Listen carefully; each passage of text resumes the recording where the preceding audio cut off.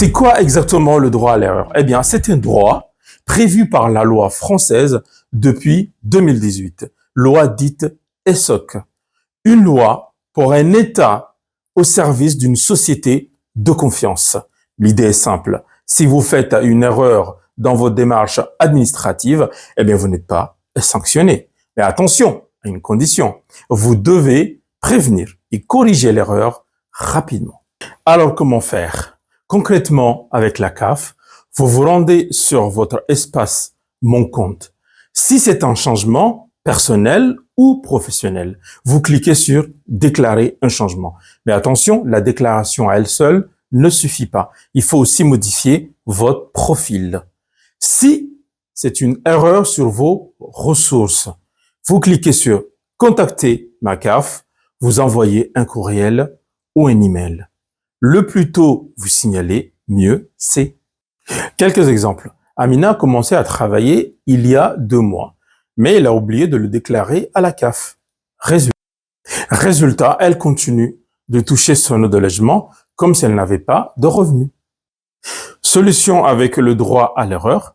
Amina se rend compte de son oubli. Elle va dans la rubrique Déclarer un changement sur son espace CAF. Comme elle a signalé d'elle-même l'erreur et que c'est involontaire, elle ne sera pas sanctionnée, elle va juste rembourser le trop perçu. Deuxième exemple, mauvaise déclaration de ressources. Salim a déclaré ses revenus bruts au lieu de ses revenus nets imposables. Résultat, ses droits sont calculés de travers. Solution avec le droit à l'erreur. Salim contacte la CAF via Contacter ma CAF, il envoie un courriel pour expliquer son erreur.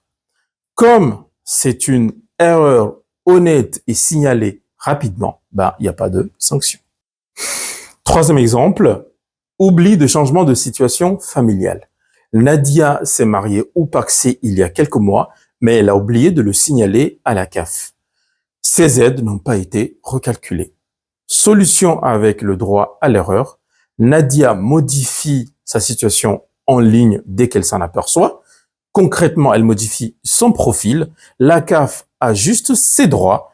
Pas d'amende, car Nadia, elle est de bonne foi. Quatrième exemple, fausse déclaration volontaire. Karim a volontairement menti sur ses revenus pour toucher plus d'aide. Attention, là, ce n'est plus une erreur, c'est une fraude. Le droit à l'erreur ne s'applique pas. Résultat, amende, remboursement, voire poursuite pénale et ou civile. En résumé, si c'est une erreur involontaire, alors vous ne serez pas sanctionné. Mais attention, si cette erreur a conduit à percevoir trop d'aide, vous serez obligé de rembourser ce qui était en trop, le fameux trop perçu. Si c'est une fausse déclaration, là on parle de fraude, alors amende possible.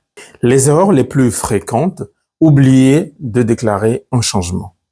Mariage, déménagement, nouvel emploi, etc. Se tromper dans les ressources déclarées. Attendre trop longtemps avant de prévenir la CAF. Notre conseil, c'est se connecter le plus souvent sur votre compte CAF. Dès qu'il y a un changement, vous le signalez. Vous éviterez les erreurs.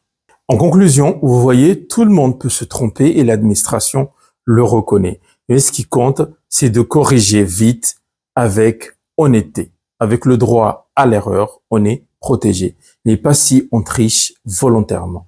Le droit à l'erreur existe. Soyez réactifs. On se simplifie la vie et on évite les galères. Retrouvez toutes ces informations sur le site officiel Service Public Plus. C'était la Minute Juridique sur NEC TV. On se retrouve bientôt pour un nouveau sujet. Abonnez-vous, partagez, informez autour de vous. À bientôt sur NEC TV. Ciao la smala!